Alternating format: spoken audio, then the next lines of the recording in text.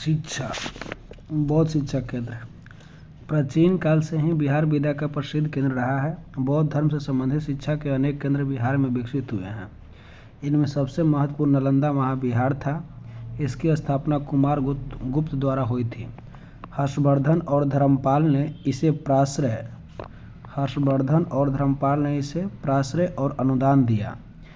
इसे अंतर्राष्ट्रीय ख्याति प्राप्त रही। युआन च्वांग, ई त्यांग और धर्म स्वामीन जैसे विदेशियों ने यहाँ शिक्षा ग्रहण किया। कौन कौन किया? तो युआन च्वांग, ई त्यांग और धर्मा स्वामी जैसे विदेशियों ने यहाँ शिक्षा ग्रहण किया। इनके आचार्य में शिलभद्र और दिगनाथ प्रमुख थे। उस समय पूर्व मध्य काल में पाल शासकों के अधीन बिहार में कई बौद्ध विहार की स्थापना हुई। इसमें विक्रमशिला और ओदंतपुरी का संस्थापक धर्मपाल था।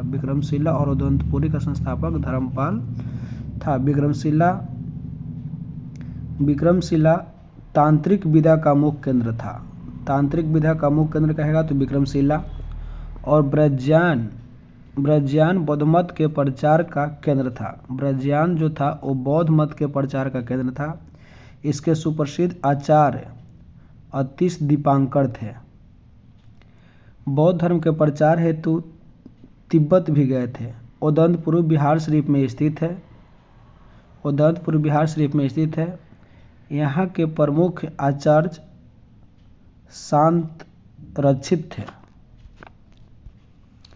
फारसी शिक्षा केंद्र तो फारसी शिक्षा केंद्र देखते हैं।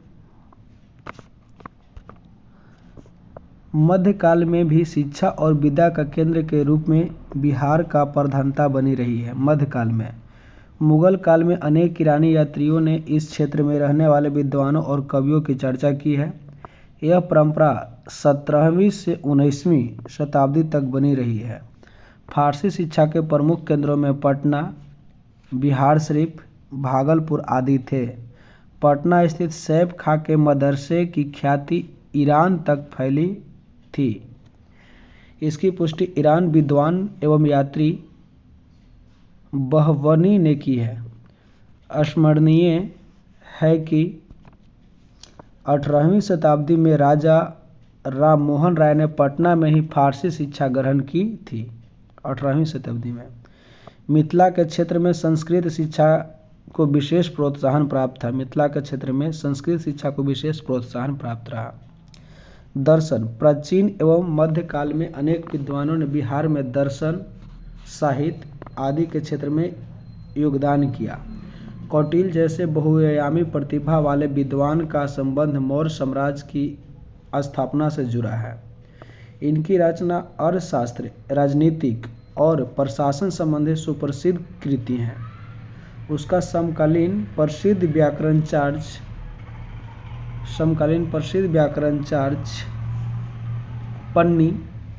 पन्नी था, जिसकी रचना अष्टाध्यायी एवं कौलजाई रचना है।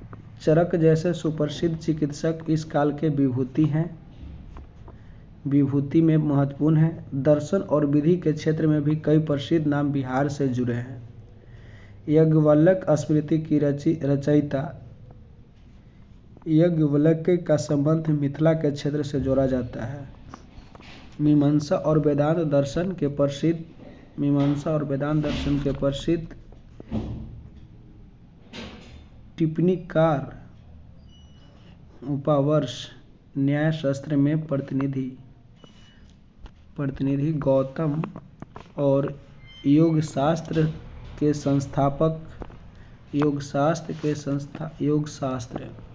संस्थापक पतंजलि आदि के योगदान इस संदर्भ में महत्वपूर्ण है।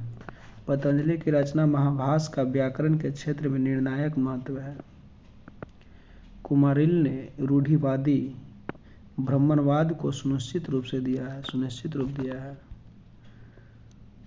पूर्व मध्यकाल में मिथिला भी ज्ञान और विद्या का प्रमुख केंद्र रहा है। विद्यापति इस क्षेत्र के सर्वश्रेष्ठ साहित्यकार थे, जिन्होंने मिथिला भाषा को समृद्ध किया। उनकी प्रमुख रचनाओं में कृतिमाला और कृति पताका शामिल है। कृतिमाला और कृति पताका शामिल है। पश्चात शिक्षा। आधुनिक बिहार में अंग्रेजी शिक्षा का प्रसार 1835 में आरंभ हुआ। Governor general Lord William Bentinck के काल में 1833 में चार्टर एक्ट के अंतर्गत लॉर्ड मैकाले ने शिक्षा की जो योजना प्रस्तुत की थी उसमें पश्चात शिक्षा था। कौन? तो लॉर्ड मैकाले। पश्चात शिक्षा के प्रयास के ही उपायों की बात कही गई थी। इस प्रस्ताव के अनुरूप 1835 में पटना में एक स्कूल की स्थापना की गई। इसी वर्ष में पूर्णिया में और अगले कुछ वर्षों में बिहार शरीफ, भागलपुर, आरा और छपरा आदि नगरों में भी विद्यालय की स्थापना हुई 35 के बाद। बालिका शिक्षा के लिए पटना में 1847 में संत जोसेफ, बालिका शिक्षा के लिए संत जोसेफ 1847 में संत जोसेफ स्कूल की स्थापना हुई। 1867 में 2 अन्य बालिका विद्यालय पटना में स्थापित हुई। 67 में फिर भी महिला शिक्षा के क्षेत्र में प्रगति का क्रम धीमा रहा। उच्च शिक्षा के क्षेत्र में 9 जनवरी 1863 को महत्वपूर्ण पहल हुई जब पटना कॉलेज की स्थापना हुई। 9 जनवरी 1863। शीघ्र ही मुंगेर, मुजफ्फरपुर और अन्य नगरों में कॉलेजों की स्थापना हुई। 1917 में पटना विश्वविद्यालय की स्थापना हुई। वर्तमान शताब्दी के आरंभ में विज्ञान, प्रौद्योगिकी और चिकित्सा से संबंधित शैक्षणिक केंद्रों और कॉलेज की भी स्थापना हुई। शिक्षा के क्षेत्र में कुछ अन्य संस्थाओं का भी योगदान रहा है। आर्य समाज द्वारा डीएवी स्कूल की श्रृंखला स्थापित हुई। ब्राह्मण समाज के तत्वावधान में पटना में राम मोहन राय सेमिनरी की स्थापना हुई। मुसलमानों के बीच शिक्षा के प्रचार के लिए कई संगठन बने। इसकी प्रेरणा का स्रोत अलीगढ़ आंदोलन था, जिसके नेता सैयद अहमद खां मुस्लिम समाज के जागृति का संचार कर रहे थे। अहमद खां। मुजफ्फरपुर में बिहार सर्टिफिक सोसाइटी इमदाद अली खां ने 1872 में स्थापित की। 1873 में इसकी शाखा पटना में खुली। पटना में मोहम्मडन एजुकेशन सोसाइटी का गठन हुआ, जिसके द्वारा मोहम्मडन एंग्लो अरेबिक स्कूल की स्थापना पटना सिटी में 1886 में हुई। स्कूल के संस्थापकों में शमसुल उलेमा मोहम्मद हसन की भूमिका सबसे महत्वपूर्ण थी। नेक्स्ट है साहित्य। हिंदी देश के हिंदी भाषी राज्यों में बिहार का महत्वपूर्ण स्थान है। इस क्षेत्र में हिंदी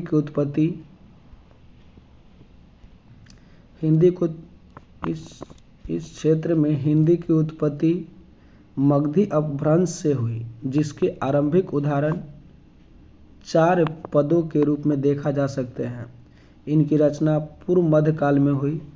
मध्यकाल में इसी परंपरा को सूफी संतों और भक्त कवियों ने समृद्ध रूप दिया और एक मिश्रित भाषा की उत्पत्ति हुई, जो वर्तमान हिंदी और उर्दू दोनों का ही उद्गम स्रोत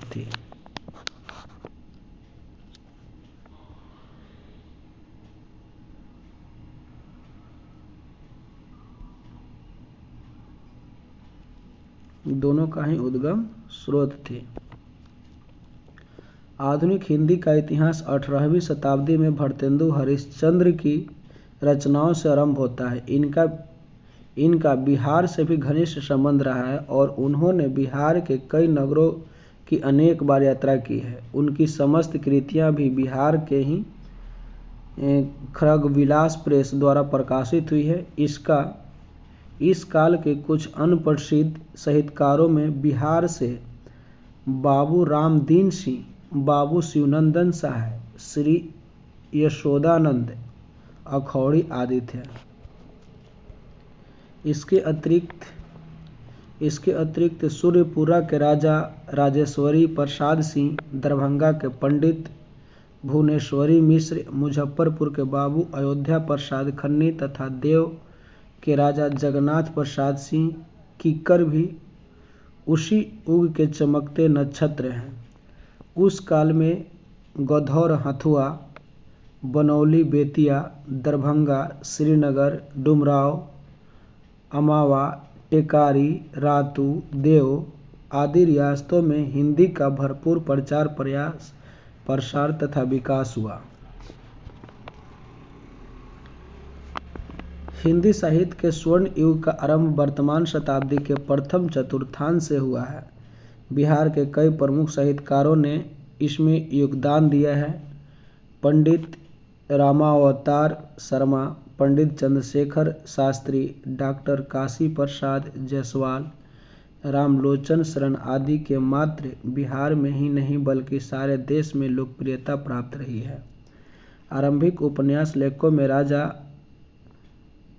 राधिका रमन प्रसाद सिंह, आचार्य शिवपूजन सहाय, अवध नारायण तथा कवियों में विशेषकर राष्ट्रीय चेतना से प्रेरित कवियों में रामधारी सिंह दिनकर, आरसी प्रसाद सिंह, पंडित रामदयाल पांडे, कलेक्टर सिंह केसरी, गोपाल सिंह नेपाली, राम गोपाल रुद्र, हंस कुमार तिवारी आदि प्रमुख थे।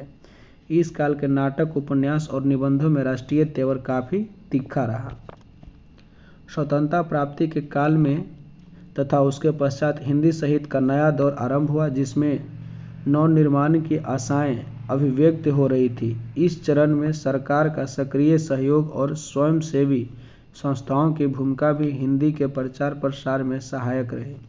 डॉक्टर राजेंद्र प्रसाद, बद्रीनाथ वर्मा, पंडित Chhavinath Pandey, Mathura Prasad Dixit, Lakshmi Narayan Sudhanshu, father Camille Bulcke, पीर मोहम्मद यूनिस आदि का योगदान इस काल में सराहनीय रहा। द्वितीय चतुर्थांश में नलिन बिलोचन शर्मा, केसरी कुमार और कुछ अन्य लेखकों ने प्रपथवाद की परंपरा को विकसित किया, जो आज भी लोकप्रिय है। कविताओं के क्षेत्र में कुछ बहुचर्चित नाम हैं। डॉक्टर कुमार विमल, आलोक धनवा, डॉक्टर वचनदेव कुमार, निशांत केतु, डॉक्टर सुमन सरीन आदि। ये सब कवि हैं उस समय के।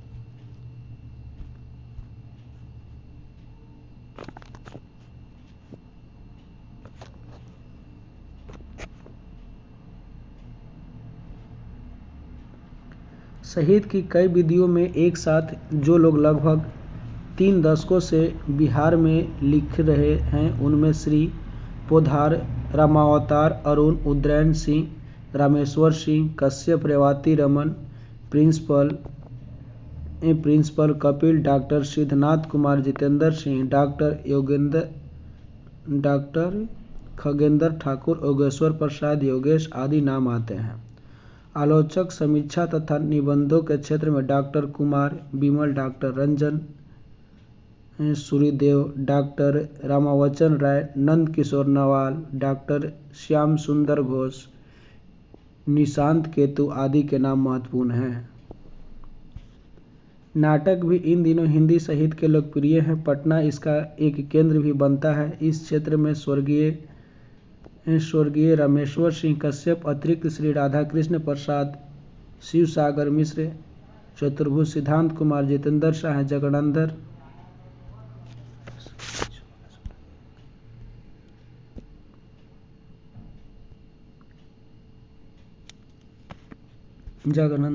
राय, जितेंद्र सिंह आदि योगदान उल्लेखनीय है, जिसका विद्या की आज भी सबसे अधिक पठनीय मान्यता है और सारे संसार में है, जिसे लोकप्रिय मिली है।